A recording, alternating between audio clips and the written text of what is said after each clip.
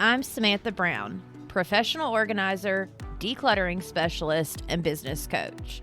I created Pro Organizers Coach podcast to empower you to reach new heights in your business. I am on a mission to build a supportive sisterhood of passionate professional organizers. So whether you're a seasoned pro or you're just getting started, this podcast is for you. Welcome to step 4 of the Called and Confident framework. Today, we are on the second L, which is leverage your strength. So first, we did clarify your vision. And then A, we did align your passions.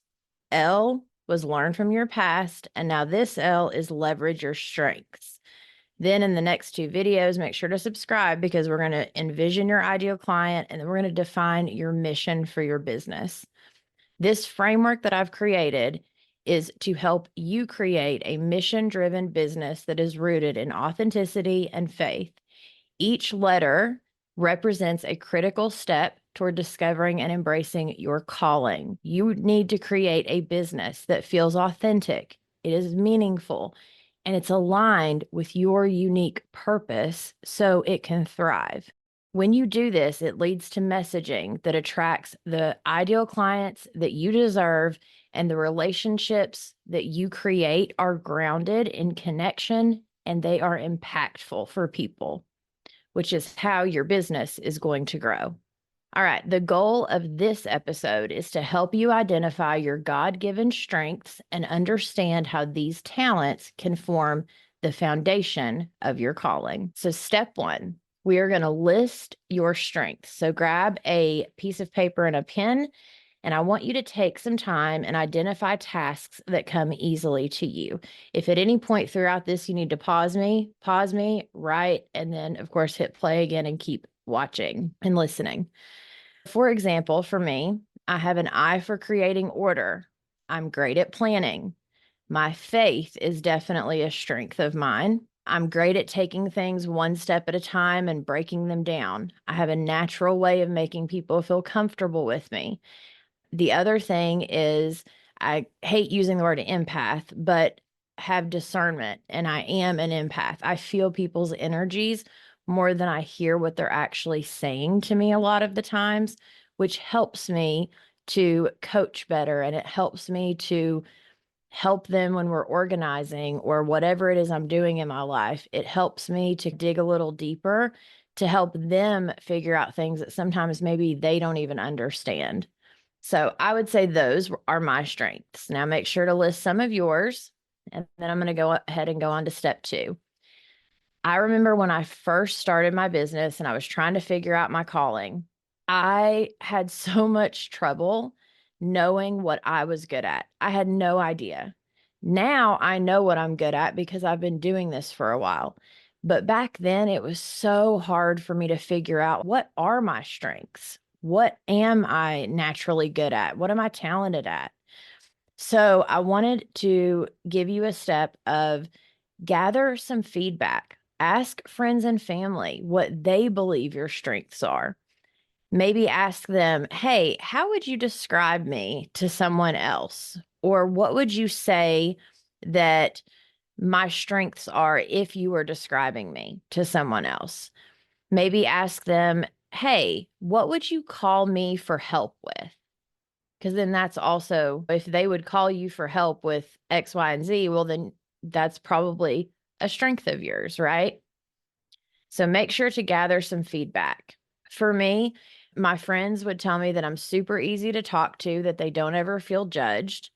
They tell me now that I'm an organized person and that I have a gift for making overwhelming tasks feel manageable.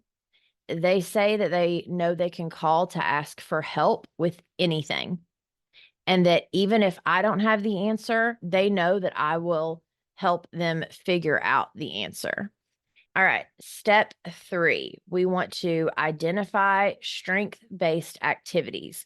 So what tasks make you feel confident and skilled? Like when you are doing them, you are like, man, I am where I'm supposed to be. This gives me confidence. So for me, I love making a good checklist. creating efficient systems, breaking things into small, manageable tasks.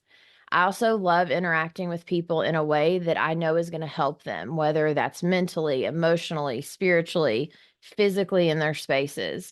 And then the other place that I thrive is anything physical. So for me, when I used to work with the autistic kids, they gave away these awards at one point that they went around the building, and for everyone that worked there, they came up with these weird awards. And mine was the Busy Bee Award. And they were all laughing about it, but they're like, Samantha, you're constantly doing something. And I do, like when I'm doing something, when there's a physical task that needs to be done and it's something that I know that I can do, or I know the steps that need to be taken, I thrive in that.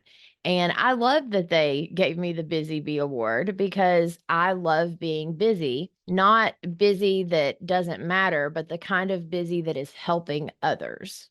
All right, number 4, I want you to match your strength to others' needs. So consider how your strengths that you wrote down could meet someone's needs. How could that be something that someone else that's not their strength? And so how would you be able to come in and help them with that thing? And then the other question I want you to ask yourself is, what would you love to be known for helping others with? This is huge because as an organizer and as your calling, there are so many different ways that this can go. There's a lot of organizers that end up writing books, or they end up creating courses, or they end up being online, or they end up doing workshops in person. There's so many different avenues that being an organizer can take you. And maybe you're not meant to be an organizer. Maybe you're meant to be a home decorator, or you're meant to actually start a cleaning business. It doesn't have to be that you're becoming an organizer. In this framework, I just wanted you to start looking at, what are you actually called to do? What are your natural talents? What has God gifted you with? And so asking yourself, like, what would you love to be known for that you help others with? That is a powerful question that I want you to spend some time answering. Right now, you can just write it down and then come back to it. But what would you love to be known for helping others with? All right. And then I wanted to give you a few things. I'm not going to go through the whole list, but I'm going to give you a few of the biblical gifts that are, the gifts that God gives us. And then I'm going to give you a few examples of kind of work-related gifts and talents that a lot of us have, just to give you a few examples. So for the biblical gifts, there's faith, giving, helps, which is one that I know I have, which is helping others, administration work, giving, healing, hospitality. Are you known for being hospitable with others? Mercy. Are you good at giving people mercy when they don't deserve it? Serving is a talent, wisdom, teaching. And then when it comes to the work side of things, there is the types of things that might be your strengths are listening skills, having empathy, sales skills, marketing, decision making, problem solving, being optimistic. That's a huge one if you've got that. Self-awareness, motivation skills, humor, being able to adapt. Those aren't all of them, obviously, but those are some of the things that I just wanted to get your mind thinking that are strengths that, look at those and be like, hey, I am good at that. And I think I'm good at this other thing too. And at this point, it's just about calling it forward and becoming aware of it. So, in the next 2 episodes, we can take all of the stuff we've learned about ourselves in the first 4 episodes, and now we can turn them into our ideal client and our mission for our business and for ourself going forward. Because again, the way your business is going to thrive, whatever business it is that you create, you need a mission, you need to be on mission, and you need to know that you are called to this, because there are days that get so hard. You are on a mission to help these women. And when I know exactly who I'm helping, like for instance, My avatar's name, like you listening, is Sarah Grace. And when I create my content, when I am learning new skills, when I am doing anything in my business and in my life, it's all to help Sarah Grace, which is you because you are listening to me. And I am so thankful to you for listening. And we have our last step, which is I want you to make sure that you are thanking God for your gifts. They are called gifts for a reason. God gave them to you. And practice gratitude for the strengths that God has given you.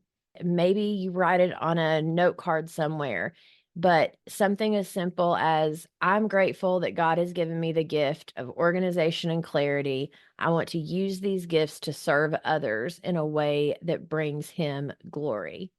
If you were to write something along those lines or whatever comes to you and put it somewhere where you're going to see it, it's going to remind you that it starts with thankfulness to God for the gifts that we have and for what we've walked through and for Him turning the bad stuff that we've walked through for our good because we've learned from it and it's built our character and our strengths and our skills and everything.